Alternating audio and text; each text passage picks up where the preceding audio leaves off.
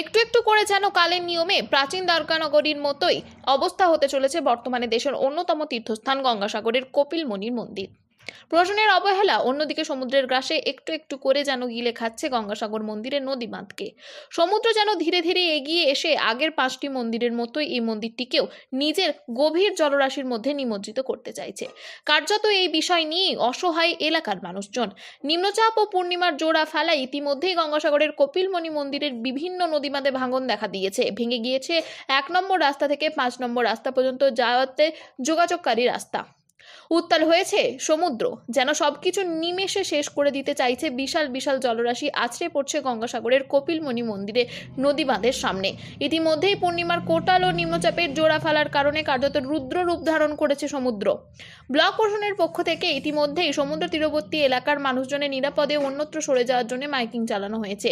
এছাড়াও গঙ্গাসাগর কপিলমুনির মন্দিরের সামনে যে সকল অস্থায়ী দোকান রয়েছে সেই সকল অস্থায়ী দোকানদারদেরকেও অন্যত্র সরে যাওয়ার কথা জানিয়েছে ব্লক প্রশাসনের পক্ষ থেকে।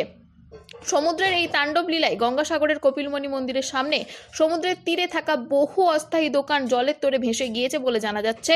কার্যত অসহায় হয়ে পড়েছে সমুদ্রের তীরে থাকা ব্যবসায়ীরা। বহু ব্যবসায়ী নিজেদের শেষ সম্বলটুকু আগলে রাখার চেষ্টা চালাচ্ছে। কার্যত সমুদ্রের কাছে অসহায় হয়ে গিয়েছে ব্লক প্রশাসনও।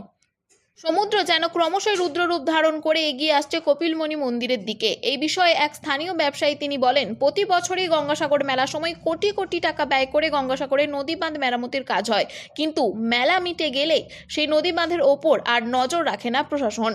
প্রতি বছর বর্ষার কোটালে সমুদ্রের জলস্ফীতি দেখা যায়। তাই সমাধান যদি না করা হয় এখনও, তাহলে আগামী দিনে গঙ্গাসাগরের কপিলমুনি মন্দিরও আগের বেশ কয়েকটি মন্দিরের মতো সমুদ্রে ডুবে যাবে। এই বিষয়ে আরও কি জানাচ্ছেন ব্যবসায়ীরা, ওনাদের থেকে শুনবো বিস্তারিত।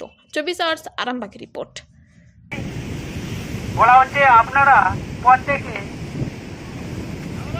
1 থেকে 5 নম্বর ঘাট অবধি এখন স্নান উপযুক্ত অবস্থায় নেই, উপযুক্ত অবস্থায় নেই। তাই আপনারা প্রত্যেকে 6 নম্বর ঘাটের দিকে চলে যান। তার সঙ্গে কাজ হওয়ার পর মেলা চলে গেলো। এরকম বর্ষাকাল এলে এইভাবে প্রত্যেকটা দোকান ভেঙে বলো, রাস্তা ভেঙে বলো, ঢালাই রাস্তা সব ভেঙে অনেক চলে গেছে নদীতে। আমাদের মানুষদের আপনি তো দেখছেন যে আমাদের নদীর মধ্যে কত জিনিসপত্র ক্ষতি হচ্ছে। খাট চলে গেছে, কাল 2টা 3 খাট চলে গেছে নদীর মধ্যে। মালগুলো তুলেছি আমরা পূজার লোকে, এরকম গাছপালা সব ভেঙে একদম কিছুই থাকছে না। প্রত্যেক বছর নিয়ম এইভাবেই হচ্ছে। ব্যবসা বাণিজ্য তো বন্ধ, সব একদম।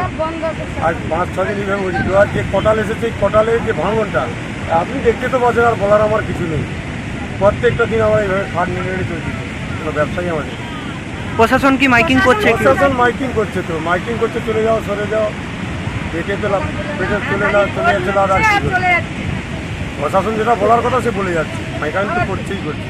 কি নাম আপনার? আমার নাম যতন প্যান, গঙ্গাসাগর বাড়ি। এই যে কোটালে দোকান সব ভেঙে যাচ্ছে, 2-3টা খাট টেনে নিয়ে গেছে সমুদ্রে, ছামড়া প্যান্ডেল সব নিয়ে চলে যাচ্ছে।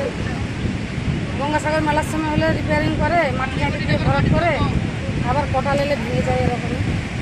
আমাদের তো মেন যে 2 নম্বর ঘাট, ওটা তো ভেঙে গেছে। এখন আমরা অস্থায়ীভাবে এরকম করে খাই। সমুদ্রের এখন কি পরিস্থিতি? সমুদ্রের পরিস্থিতি বড় ভয়ঙ্কর। কতটা আতঙ্কের মধ্যে আছে? ওই যে আতঙ্কের মধ্যে তো থাকতেই হবে, যেমন 3টা মাল সমেত খাট গঙ্গা থেকে চলে গেছে। আস্তে আস্তে আমরা বাড়ি থেকে আসার আগেই চলে গেছে। তারপরে যে প্যান্ডেলগুলো খুলে নিচ্ছি, যতটুকু পাচ্ছি খুলে নিচ্ছি, আর যেগুলো গেছে নিয়ে কোথায় যাবে? নিয়ে গিয়ে আবার উপরের দিকে বাঁধতে বলছে, উপরের দিকে বানাবো।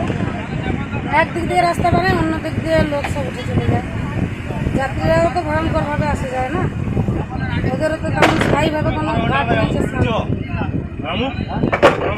চলে যাচ্ছে একবারে 1 নম্বর থেকে 5 নম্বর পুরোটা ভেঙে যাচ্ছে।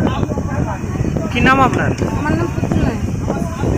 সাগর ব্লক প্রশাসনের পক্ষ থেকে মাইকিং করে জানাচ্ছি যে এখানে সমুদ্রে খুব জল বাড়া, তাই 1 নম্বর থেকে 5 নম্বর পর্যন্ত যে কানেক্টিং যে ঢালাই রাস্তা ছিল ওইটা ভেঙে পড়ে যাচ্ছে।